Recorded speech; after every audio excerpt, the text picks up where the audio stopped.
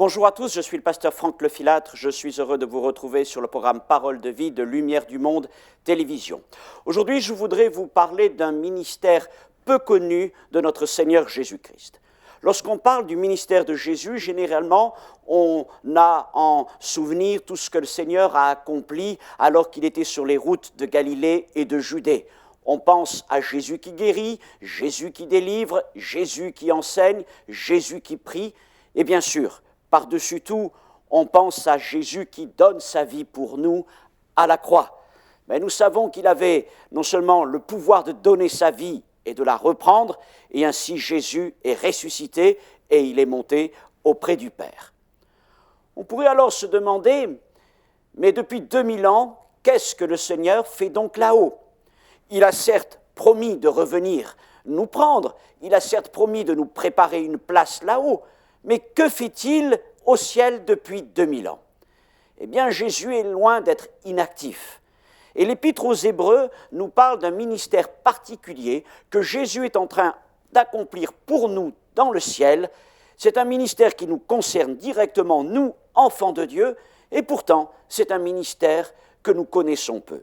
Nous allons faire une lecture dans l'Épître aux Hébreux, chapitre 8, à partir du verset 1er jusqu'au verset 6e. Le point capital de ce qui vient d'être dit, c'est que nous avons un tel souverain sacrificateur qui s'est assis à la droite du trône de la majesté divine dans les cieux, comme ministre du sanctuaire et du véritable tabernacle, qui a été dressé par le Seigneur et non par un homme. Tout souverain sacrificateur est établi pour présenter des offrandes et des sacrifices, d'où il est nécessaire que celui-ci ait aussi quelque chose à présenter. S'il était sur la terre, il ne serait pas même sacrificateur, puisque là sont ceux qui présentent les offrandes selon la loi, lesquels célèbrent un culte, image et ombre des choses célestes, selon que Moïse en fut divinement averti lorsqu'il allait construire le tabernacle, et soin lui fut-il dit de faire tout d'après le modèle qui t'a été montré sur la montagne. Mais maintenant, Jésus, a obtenu un ministère d'autant supérieur qu'il est le médiateur d'une alliance plus excellente qui a été établie sur de meilleures promesses. Amen. À travers ce texte, nous allons donc découvrir ce ministère particulier de Jésus. Il est notre grand prêtre, il est notre souverain sacrificateur, assis à la droite de Dieu dans les lieux célestes. Alors d'abord, interrogeons-nous sur ce qu'est un grand prêtre. Ce titre plonge ses racines dans l'Ancien Testament, lorsque le Seigneur mit une famille à part, celle d'Aaron, et lui confia l'exclusivité du sacerdoce. Qu'est-ce que le sacerdoce ? Bien, comme le texte que nous venons de lire le précise, tout souverain sacrificateur est établi pour présenter des offrandes et des sacrifices à Dieu en faveur des hommes. Le sacrificateur offrait des sacrifices, il offrait des offrandes. À ce titre, le premier d'entre eux, le grand prêtre, le souverain sacrificateur, était le chef spirituel d'Israël. Et c'est lui qui accomplissait une fois par an le grand sacrifice d'expiation, celui que l'on appelle le Yom Kippour, au 7e mois du calendrier hébraïque. Et ce jour-là, le grand prêtre rentrait, et lui seul rentrait, dans ce lieu appelé le lieu très saint. Dans cet endroit assez petit, exigu, sans lumière, caché derrière un voile, avait été déposée l'arche de l'Alliance. Et là, entre deux chérubins, se tenait la présence glorieuse de notre Dieu. Et le souverain sacrificateur, au jour de cette fête, pénétrait dans ce lieu et venait apporter le sang de l'animal expiatoire qu'il déposait sur le couvercle de l'arche de l'Alliance, et ainsi la colère de Dieu à l'égard du péché d'Israël était apaisée. En ce titre, on peut dire que le grand prêtre était le médiateur de l'alliance entre Dieu et le peuple. Il se tenait donc entre Dieu et les hommes. Et il était la voix des hommes vers Dieu. La voix des hommes vers Dieu. Il présentait des offrandes apportées par les hommes pour Dieu. Il priait en faveur des hommes, notre Seigneur. Il était la voix d'Israël auprès de Dieu. Jésus n'est pas un descendant d'Aaron. Il vient de la tribu de Juda, il descend de David par sa mère. Malgré tout, il a été élevé à cette dignité et cette position de grand prêtre. Et il a été établi chef d'une alliance, d'une nouvelle alliance. Et ce n'est pas par la volonté d'un homme ou sa propre volonté qu'il est devenu grand prêtre et chef de cette nouvelle alliance, mais par celle de son Père, celle de notre Dieu, comme le disent les Écritures. Et l'alliance dont Jésus est devenu le chef est plus excellente encore que cette première alliance qui était fondée sur le sang des animaux. Mais qu'est-ce que le sang des animaux face au sang de l'homme?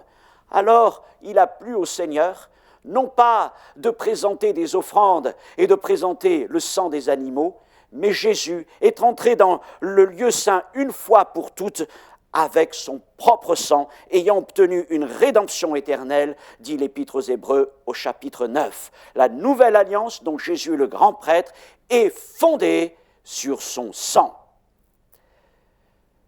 Jésus notre grand prêtre. Et Jésus officie pour nous dans les cieux auprès de Dieu. Et comme le grand prêtre d'Israël était la voix d'Israël auprès de Dieu, croyons qu'en Jésus, notre grand prêtre, notre voix monte jusqu'au Père. Il est notre voix, il est votre voix auprès de Dieu. Il est celui qui prie pour vous, qui intercède pour vous, qui plaide pour vous auprès de notre Seigneur.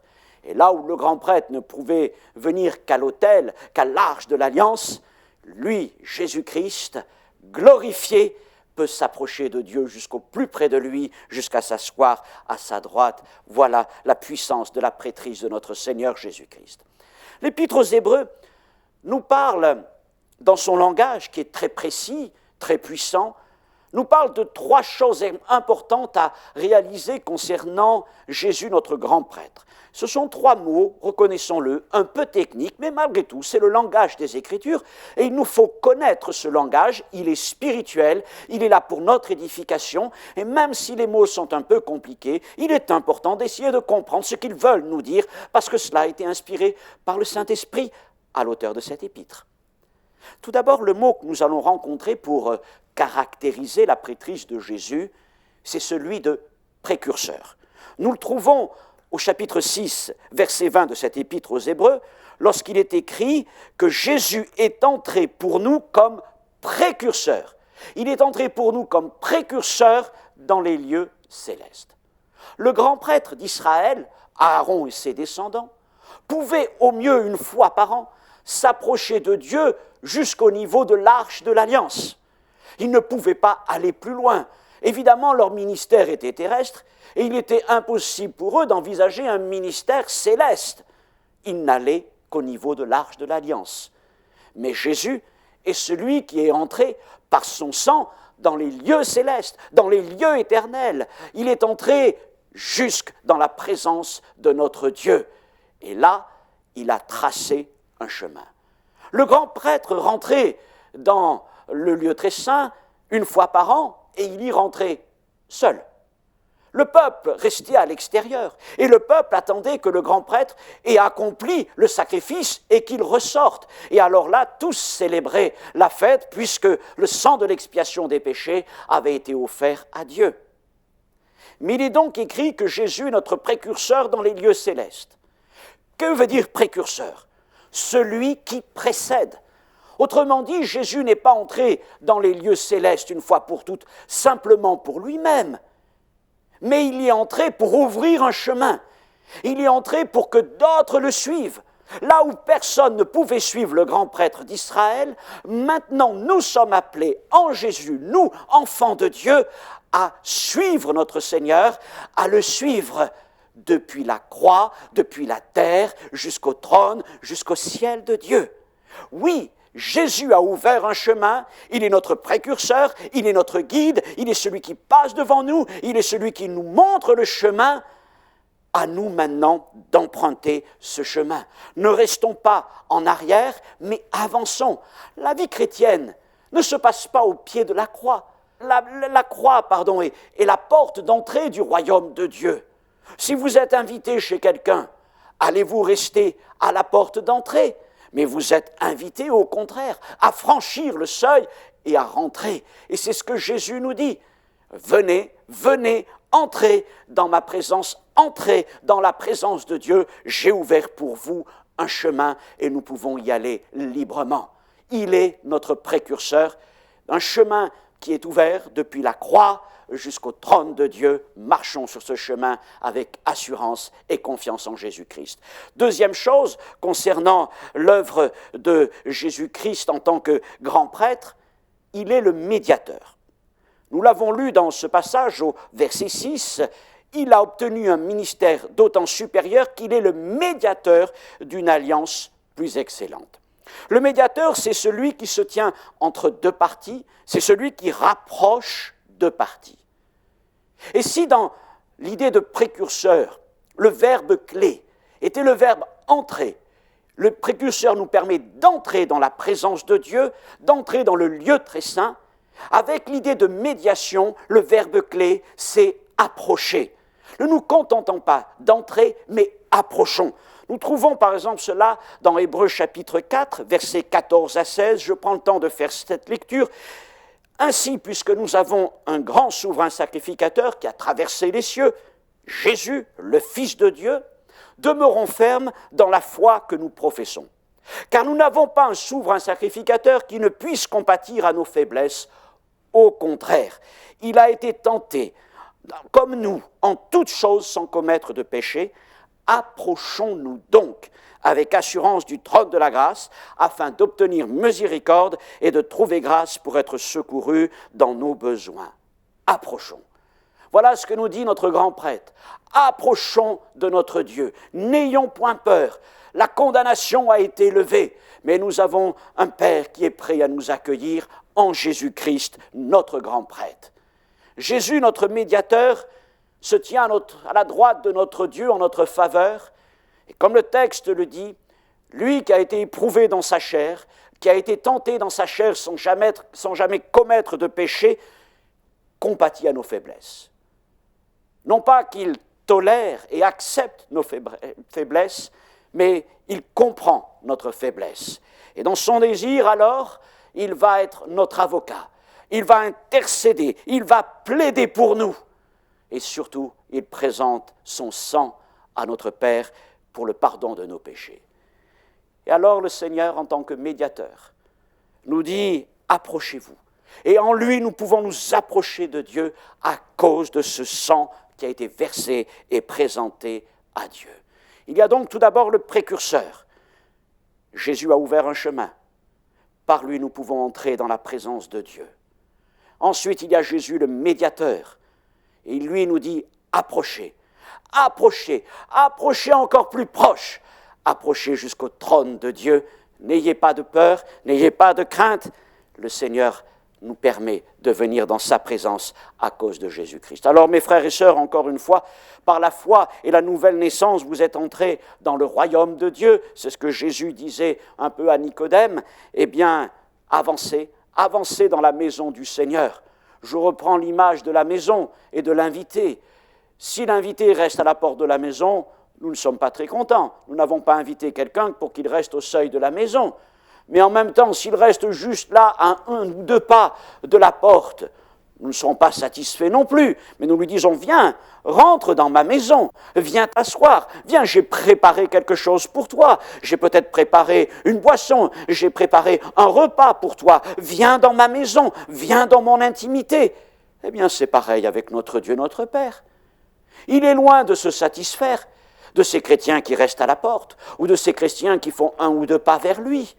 Mais il désire les avoir dans sa présence. Mais il arrive souvent que les chrétiens restent juste à l'entrée, de peur d'être trop éclairés par la lumière de Jésus-Christ. Mais n'ayez pas peur, approchez, ayez au contraire cette foi, cette passion, cet amour pour notre Dieu. En Jésus, nous pouvons nous approcher. C'est vrai, encore une fois, que des gens se sentent parfois assez impurs, ou plutôt pas assez purs. Seigneur, je t'aime, mais il y a des taches sur mon vêtement. Vous connaissez peut-être cette vision du prophète Zacharie qui nous est relatée au chapitre 3 de ce livre. Le En fait, Zacharie a une vision céleste.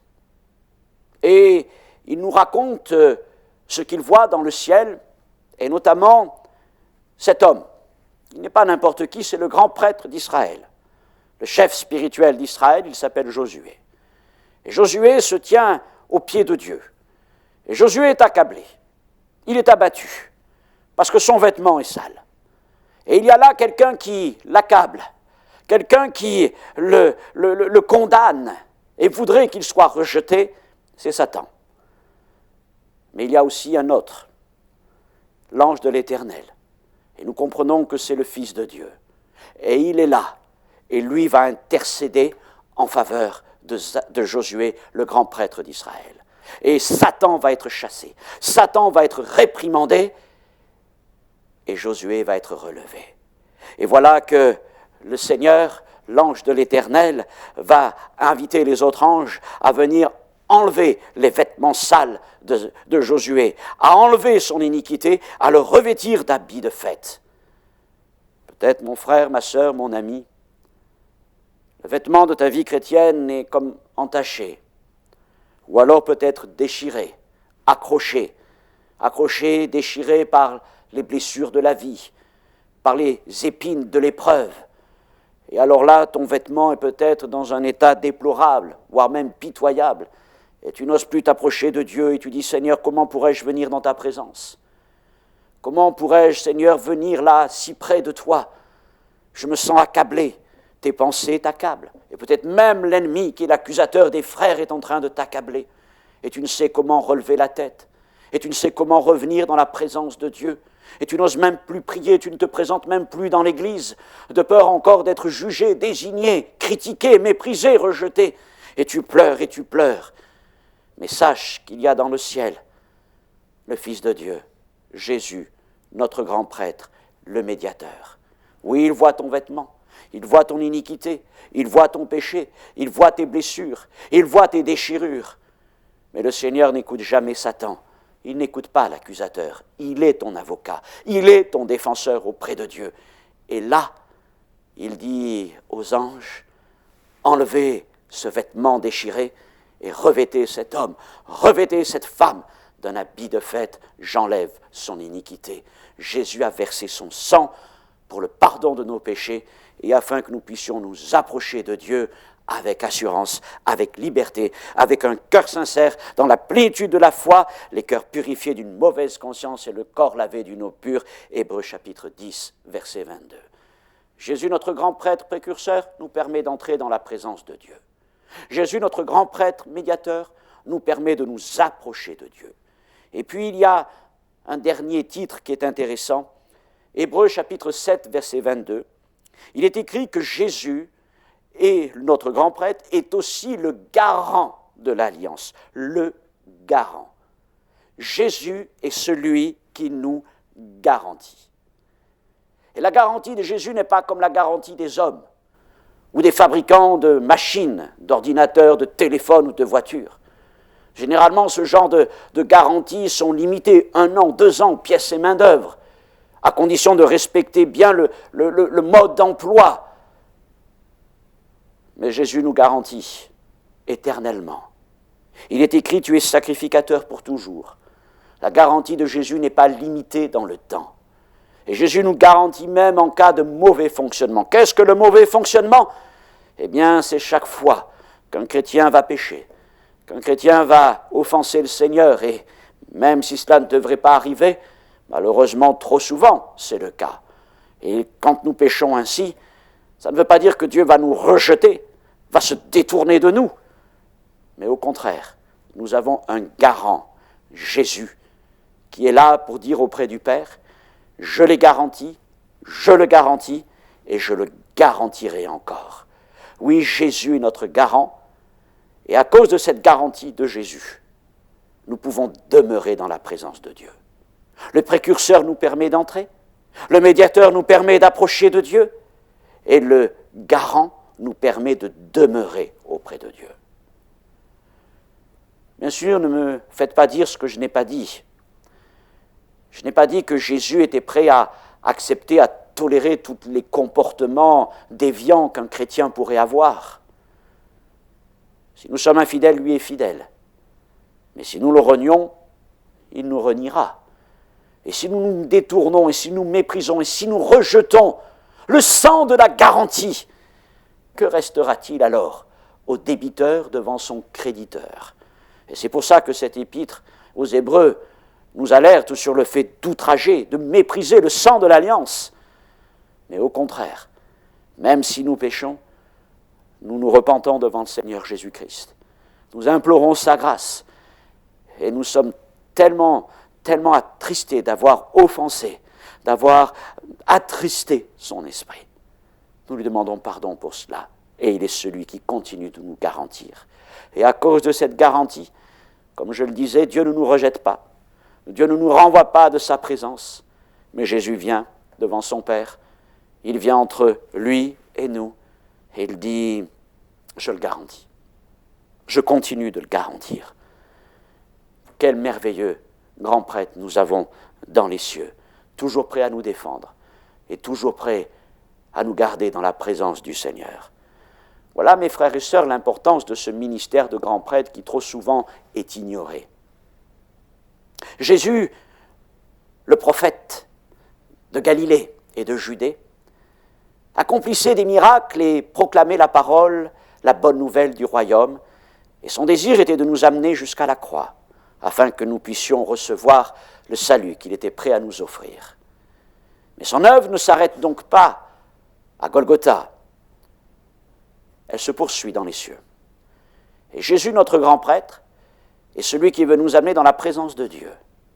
Là où le grand prêtre d'Israël ne pouvait rentrer que lui seul une fois par an, et encore dans le lieu très saint terrestre, dans le lieu temporaire, imparfait, reproduction du modèle, Jésus, notre grand prêtre, lui, nous permet de nous approcher, après être entrés, de nous approcher et de demeurer dans la présence de notre Dieu. Quelle assurance cela me donne, quelle force cela me donne. Je sais que le Seigneur m'a ressuscité, m'a fait asseoir dans les lieux célestes en Jésus-Christ. Et je sais que mon Seigneur me défend. Et je sais que Jésus ma voix auprès de Dieu. Il est la voix de mon âme, la voix de ma tristesse, la voix de mon accablement, la voix de mes besoins, la voix de ma repentance. Et Christ prie pour nous. Christ plaide en notre faveur. Et à cause de cela, malgré toutes nos faiblesses, malgré tous nos manquements, nous, hommes pécheurs sauvés par grâce en Jésus-Christ, nous pouvons demeurer dans la présence de notre Dieu très saint, tout-puissant et parfait pour l'éternité.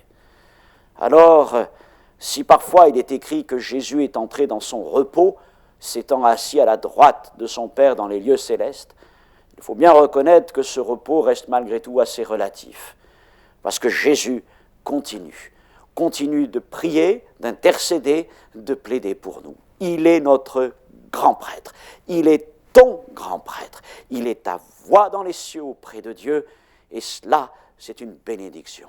Et c'est une relation que nous devons apprendre à développer, avoir confiance en lui, avoir cette assurance que rien ne pourra nous séparer de Dieu à cause de Jésus-Christ, l'amour de Dieu manifesté parmi les hommes et maintenant de retour auprès du Père.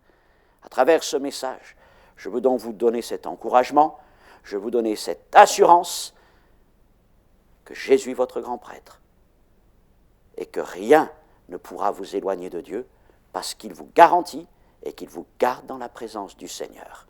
Je voudrais que nous puissions prendre le temps de prier quelques instants et que le Seigneur nous aide à comprendre ces choses. Elles sont peut-être nouvelles, peut-être un peu mystérieuses. Je reconnais qu'elles sont très spirituelles parce que nous avons parlé aujourd'hui des choses éternelles, non pas des choses de la terre, mais des choses du ciel. Jésus a dit un jour à cet homme Nicodème, si quand je te parle des choses de la terre, tu ne crois pas, alors comment comprendras-tu les choses du ciel? Et aujourd'hui, nous n'avons pas parlé des choses de la terre, nous avons parlé des choses du ciel, Pour les comprendre, il faut déjà avoir reçu l'Esprit du Seigneur. Et c'est donc à des hommes et des femmes de Jésus-Christ que je me suis adressé. Je vous ai donné ces paroles pour vous encourager. Vous êtes les enfants de Dieu et vous avez à votre tête un chef spirituel incomparable. Alors ne mettez pas votre salut en doute, ne mettez pas votre relation avec Dieu en doute, même si vous êtes infidèles, nous le sommes tous. Dieu est fidèle et Jésus continue de plaider pour nous. Prions. Notre Dieu, notre Père, nous te remercions pour le ministère parfait et complet de Jésus-Christ. Merci parce qu'il est celui qui a tout accompli pour nous sur la terre jusqu'à donner sa vie pour nous à la croix du Golgotha. Mais nous avons vu cet après-midi que son ministère ne s'est pas arrêté là, mais qu'il continue d'officier dans les lieux célestes, assis à ta droite. Et là-haut, il est notre grand prêtre, il est le chef de notre foi. Il n'est pas le chef d'une religion, il est le chef de notre foi, le chef de notre vie. Et en lui, nous pouvons entrer dans ta présence. Nous pouvons nous approcher de toi. Nous pouvons demeurer dans ta présence. Il est le précurseur, le médiateur, le garant de notre foi. Je te remercie, Seigneur, pour ces mots. Ils sont peut-être un peu techniques, un peu compliqués, mais ils décrivent le plan parfait du salut de la vie chrétienne. Et je prie pour que tu puisses nous éclairer quant à ces choses, nous donner de l'intelligence spirituelle quant à ces choses, afin que nul n'ait de crainte, de doute quant à la solidité de son salut. Merci Seigneur de nous faire du bien, de nous bénir encore dans le nom de Jésus Père, je te prie. Amen. Que Dieu vous bénisse, chers frères et sœurs, chers amis. À une prochaine fois, Dieu voulant.